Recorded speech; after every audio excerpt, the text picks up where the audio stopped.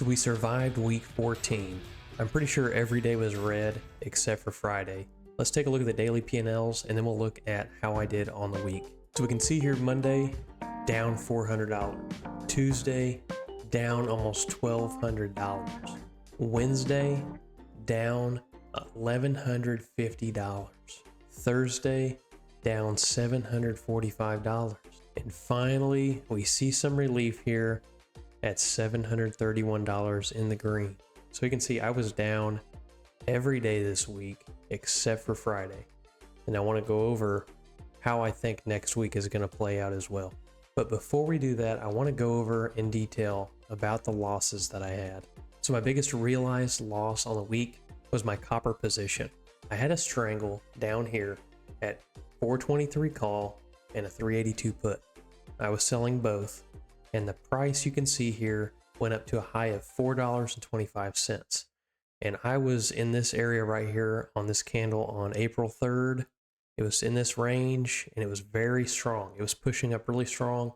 And that's where I lost a lot of money. And I decided to go ahead, instead of rolling the position or adjusting the position, it was at 22 days. I decided to go ahead and cut it for a $1,500 loss. Let's take a look at it on my transactions here. This is the call and put that I was selling, and I had to buy it back right here, and I netted $1,500 loss here. Now I was able to open up a new position here, and I collect half the premium, so I'm only going to be collecting around $1,100 if this trade goes my way. It was overall going to be a loss. If the trade works out that I have open right now on copper, then I'm still going to be short around $400, but at least I can try to make that money back. So that's my plan with copper, but that was a really big hit. I didn't want to have to make that move, but overall, it was the right choice to make, because if you look at the chart, it stayed above the 423 area, which is in the money on that strangle. So I didn't have time. It was 22 days, and I manage at 21 days to expiration. So I just decided to close the position, get out of there before it gets worse, and then decided to reposition on the next contract. So we can see here, I'm in the May 28th contract now, 52 days. So I have plenty of time if I'm managing at 21 days to expiration, and I'm at a 20 delta. So we can see here, my call is still at 20 deltas. We can go to the put. We can see my put is at 16 deltas. So why is that? Well, we're seeing a contraction in the implied volatility. I got it whenever it was around 100. It's now down to 91.6, which is exactly what I want. And that's what I've learned about copper, is that the high of the implied volatility is 100, and it can go down from there. So if it jumps up to that range, that's my time to open a position. Whenever it goes down, I've seen it go down as low as 68, that's the time to get out of the position and collect your profit, and then wait for the next opportunity. You don't want to get into the position if it's around 70 to 80 IVR. And I believe the IVR is set based on the price action over the course of a year. So that rating is not going to change very much over time. So that's what I'm looking at currently. So far, doing the trade at a higher IVR, around 90 to 100, is really a good place to be for copper. So we'll see in the long term how that plays out. That's when I find I make money. If I open the position at around 68, I'm going to end up losing around $1,500.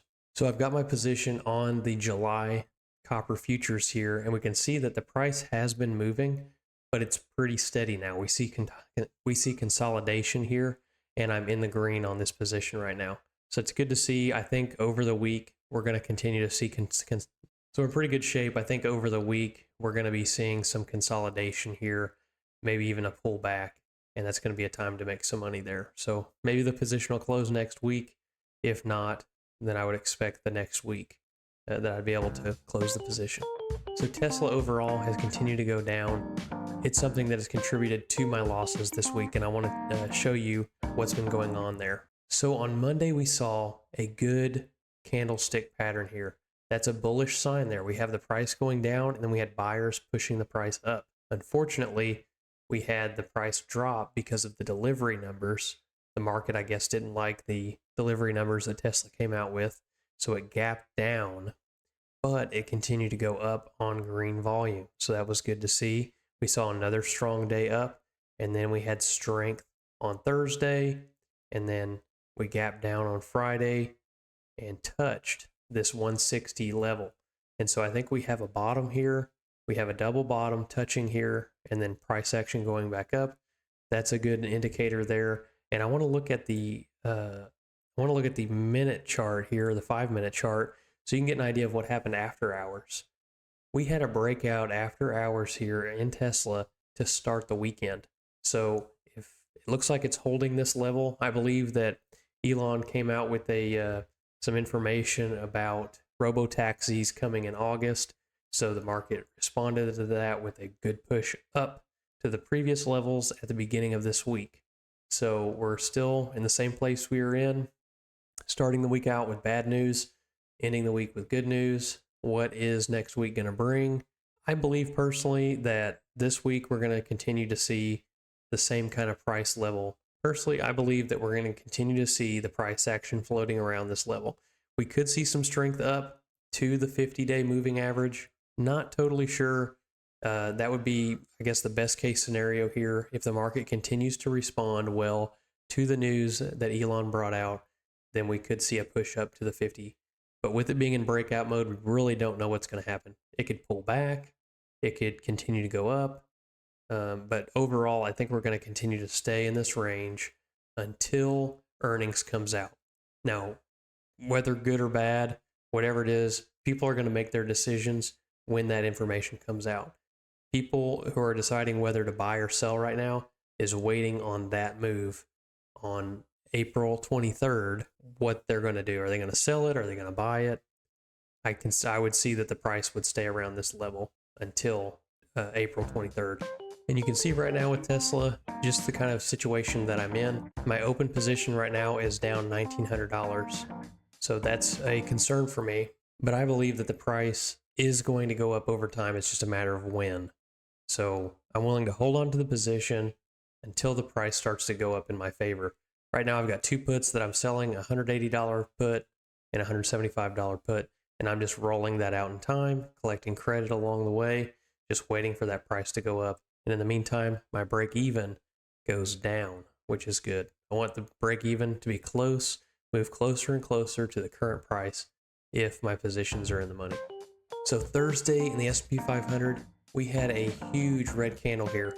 The price was up, it gapped up, it was looking strong, and then we had a huge drop down. I believe there's some information that was leaked from the Fed or some representatives from the Fed.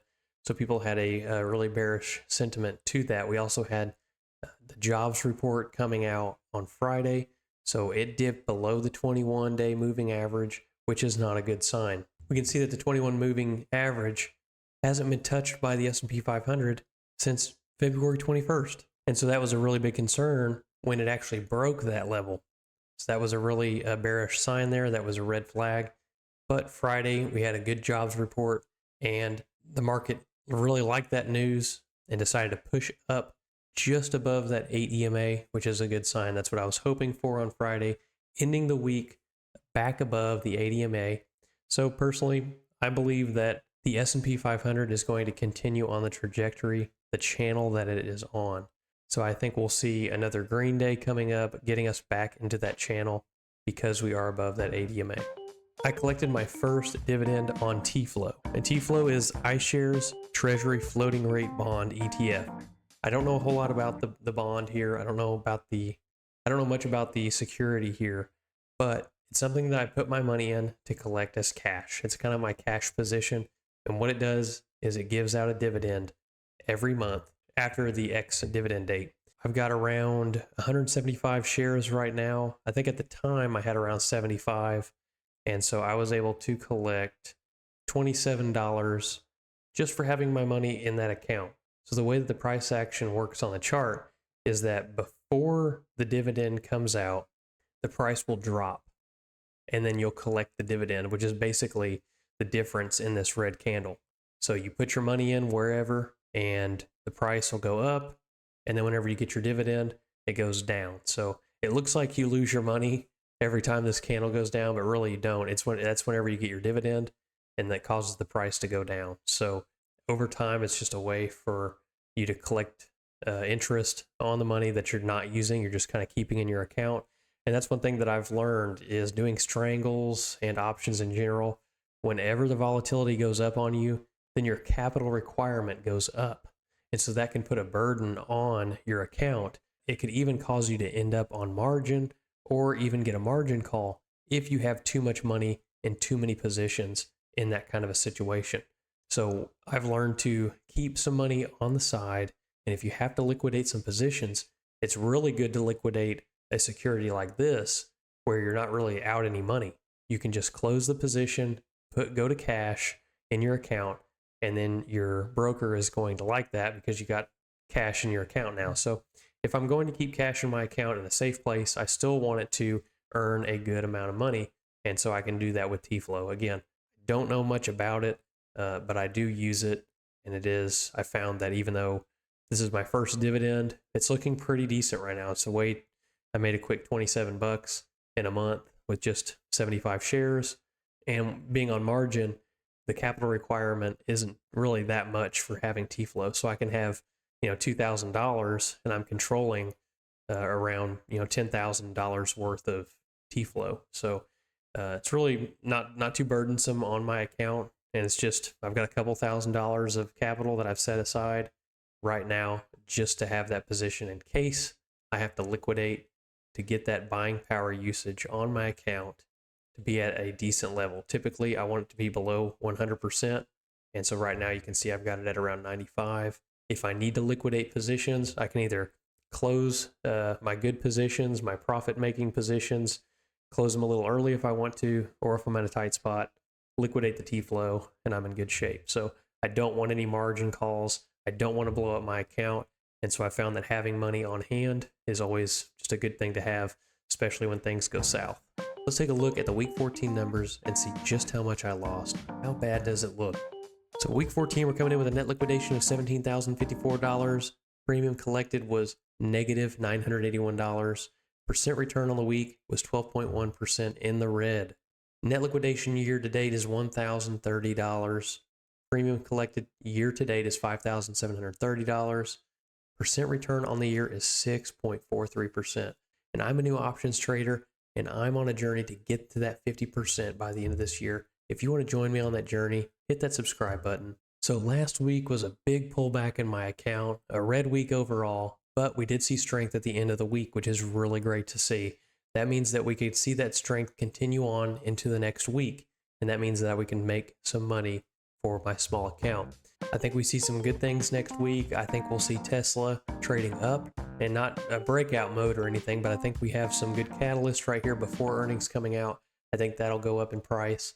I think that the stock market in general will continue to go up. We saw strength at the end of the week, and we're back up to the ADMA. So I think we'll continue to truck on with the S&P 500, with the stock market, and then copper, as long as it stays in consolidation mode and the implied volatility goes down, then we'll be in good shape.